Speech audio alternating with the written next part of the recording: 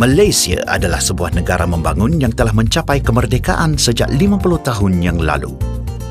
Sehingga kini, Malaysia telah membuktikan kepada dunia tentang kejayaan di dalam bidang ekonomi, keamanan, keharmonian dan pembangunan negara. Kejayaan ini terhasil dari perpaduan dan keharmonian pelbagai kaum yang terjalin erat di kalangan pemimpin dan rakyatnya. Kerajaan Malaysia di dalam arus teknologi dan globalisasi ini ingin melahirkan rakyat Malaysia yang berkemahiran, berdikari dan proaktif untuk membangunkan negara ini. MARA atau Majlis Amanah Rakyat ditubuhkan pada 1 hari bulan Mac 1966 dengan tujuan untuk menggalak, membimbing dan membantu di dalam pembangunan sosioekonomi masyarakat Bumiputera, terutamanya penduduk-penduduk desa. MARA telah berjaya membuka peluang kepada golongan Bumiputera yang lemah dari segi akademik dan sosioekonomi untuk mempelbagaikan kemahiran dan bagi memperbaiki taraf kehidupan mereka. Golongan rakyat Malaysia yang menghadapi permasalahan ini adalah akibat daripada kemiskinan, terbatasnya peluang meneruskan pengajian tinggi dan juga sikap para remaja yang tidak gemar belajar dan suka membazirkan masa mereka. Menyedari dari kelemahan ini, maka MARA telah mengenal pasti 2 faktor yang menyumbang kepada permasalahan ini.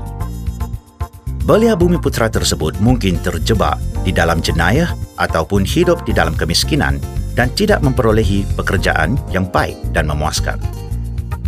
Atau, belia yang bermasalah ini akan diberi peluang mempelajari dan menjalani latihan di dalam bidang vokasional atau separuh mahir untuk menjadikan mereka berkemahiran dan berketerampilan. Faktor-faktor ini akan menyumbang kepada pembangunan dan perkembangan sektor perindustrian negara. Giat MARA menyedari tidak kesemua para lepasan sekolah dan para belia yang ada berminat untuk meneruskan pengajian mereka di dalam bidang akademik yang lebih tinggi ataupun menjawat jawatan profesional yang memerlukan kejayaan di dalam bidang akademik. Terdapat juga para belia yang lebih cenderung menggunakan kemahiran psikomotor dan bakat kreativiti yang terdapat di dalam dirinya dan dapat dikilap dan diasah sehingga melahirkan insan yang berjaya dan menjadi model kepada masyarakat dan membangunkan negara.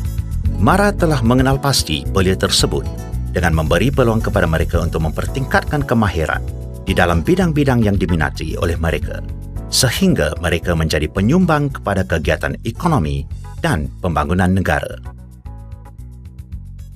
Impaknya, maka tertubuhlah Giat MARA pada tahun 1986 yang dipimpin dan diasaskan oleh Ketua Pengarah MARA di masa itu, Datuk Muhammad Ridzuan Abdul Halim. Visi utama penubuhannya adalah sebagai sebuah penubuhan yang memberikan pendidikan vokasional dan kemahiran kepada para belia tanpa memotifkan keuntungan. Di peringkat awal penubuhannya, Giat MARA hanya beroperasi menggunakan bangunan-bangunan dan pejabat-pejabat kerajaan lama yang tidak digunakan lagi. Bangunan-bangunan tersebut adalah seperti Balai Polis, Dewan Orang Ramai, sekolah, dan pawagam. Namun kini, Giat MARA telah berjaya melebarkan sayapnya dan berdiri gagah sehingga tertubuhnya pusat Giat MARA hampir semua kawasan parlimen di seluruh negara.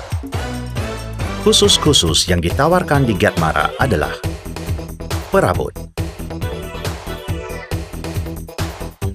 percetakan,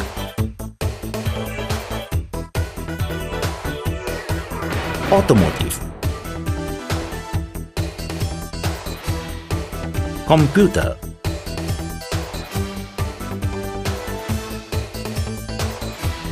lanskap,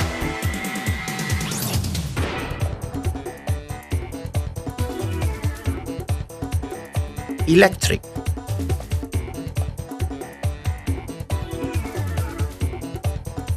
teknologi bangunan, jahitan pakaian, pengurusan makanan dan minuman, dandanan rambut dan kecantikan. Giat MARA ditubuhkan untuk memberi peluang latihan kemahiran kepada para belia Bumiputera yang kurang bernasib baik untuk meneruskan latihan kemahiran ke peringkat yang lebih tinggi. Kriteria atau syarat kemasukannya adalah mudah dan mampu diikuti oleh para belia yang berminat. Berusia 15 tahun ke atas. Boleh menulis, membaca dan mengira. Kesihatan yang memuaskan dan minat terhadap kursus yang dipilih. Tempoh kursus adalah 6 hingga 12 bulan. Setiap pusat Giat Mara berupaya menampung 60 hingga 100 pelatih dalam satu masa. Giat Mara juga menawarkan kursus-kursus separuh masa kepada individu yang berminat untuk membaiki taraf hidup dan mempertingkatkan kemahiran dalam bidang yang diceburi. Giat Mara menyediakan persekitaran pembelajaran yang lengkap dan komprehensif untuk pelatih-pelatihnya. Selain daripada menyediakan sistem pembelajaran terkini dalam bidang teknikal, latihan amali turut dijalankan bagi memberi pendedahan pengalaman kerja. Disiplin, tanggungjawab dan perubahan sikap turut dipupuk di kalangan pelatih. Para pelatih Giat Mara amat bertuah dapat mengikuti kursus-kursus yang dijalankan.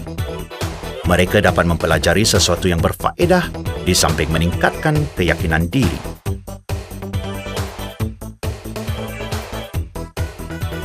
Keprihatinan Giat Mara terhadap pelatihnya terbukti apabila agensi anti dadah kebangsaan menjemput Giat Mara untuk menawarkan perkhidmatan mereka kepada penghudi-penghudi pusat serunti di seluruh negara.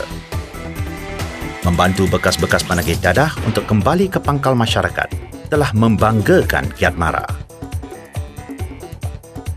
Saya merasa bertuah kerana mendapat pelajaran motor mekanik dalam pusat serunti Sungai Petani.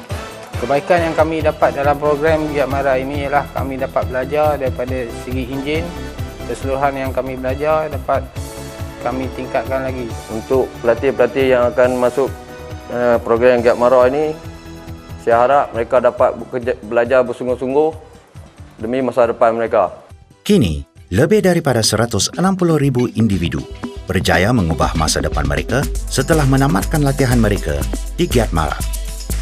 Meskipun begitu, Giat Mara tetap meneruskan komitmennya dengan menjalankan program inkubator kepada pelatih-pelatih dengan memberi sumbangan modal bagi memulakan perniagaan, selain premis dan peralatan kepada pelatih yang layak.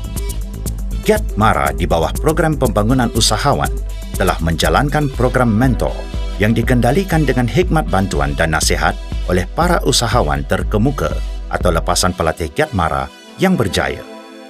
Berterima kasih pada Pusat Giat Mara Banting yang banyak telah memberi sokongan, tunjuk ajar dan sebagainya lah. Dan amat berterima kasih pada Pusat Giat Mara Banting yang selalu ambil berat tentang kerja saya, perjalanan berniaga saya dan macam mana nak ajar ni tentang bisnes ni.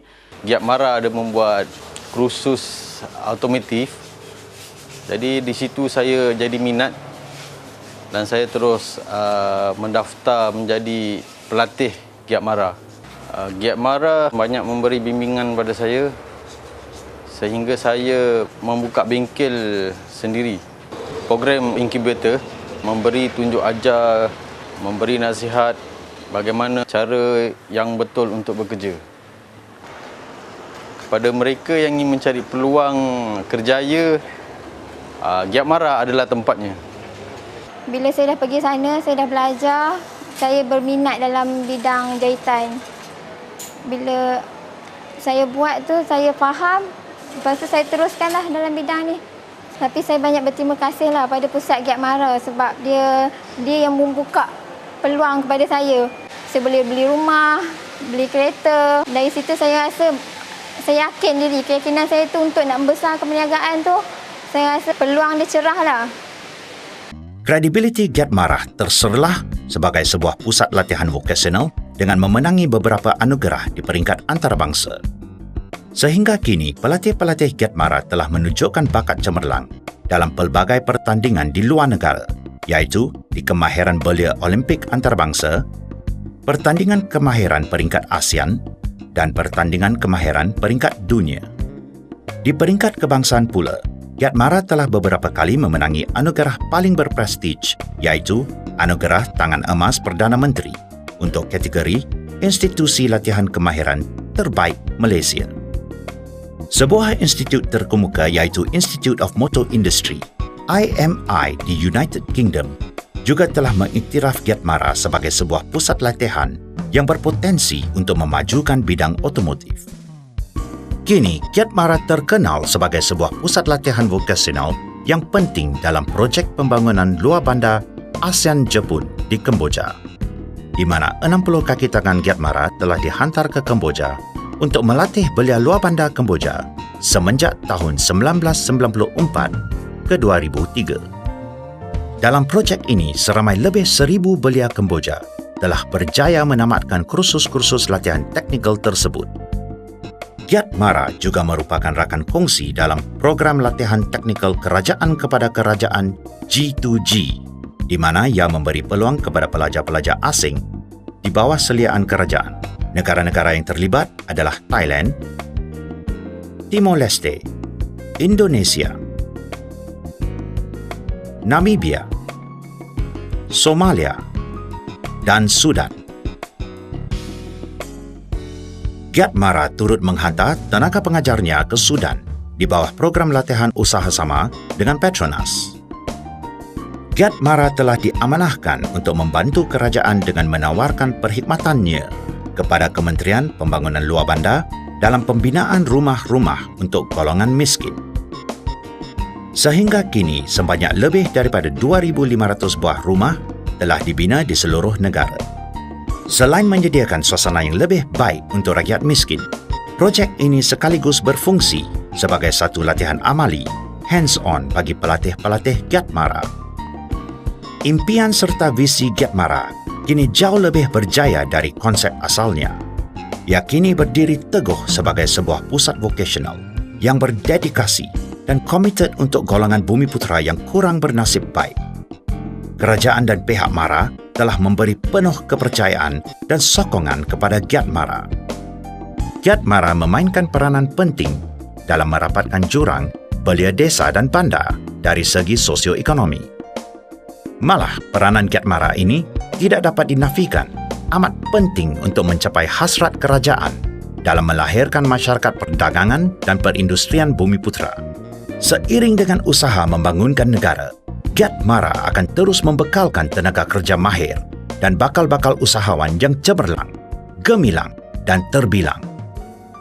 Giat Mara, selangkah ke arah kejayaan.